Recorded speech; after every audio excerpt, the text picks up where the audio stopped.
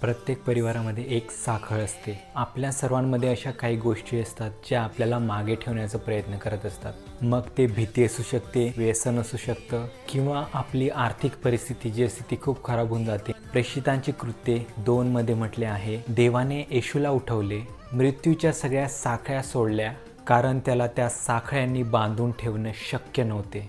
आणि जर आपण ख्रिस्ताचे आहेत म्हणून आपल्याला असा ॲटिट्यूड, अशी वृत्ती पाहिजे की ह्या साखळ्या मला बांधू शकत नाही. ज्या आत्म्याने, ज्या स्पिरिटने ख्रिस्ताला मृत्यूमधून उठवले तोच आत्मा माझ्यामध्ये राहतो. तुमच्या आयुष्यामध्ये कोणत्याही गोष्टीला मर्यादा लागून गेली सर, त्या मर्यादेला स्वीकारू नका. आज तुम्हाला वाटतं असेल हे व्यसन मला कधीच सुटणार नाही, मी नेहमी गरिबीमध्ये राहणार, मी कधीच पुढे जाऊ शकत नाही. आज वेगळा दृष्टिकोन वापरून पहा. ह्या ज्या साखळी माझ्या परिवारामध्ये आहे ह्या सर्व मी तोडणार आहे, कारण मला माहिती आहे की माझा देव कोण आहे.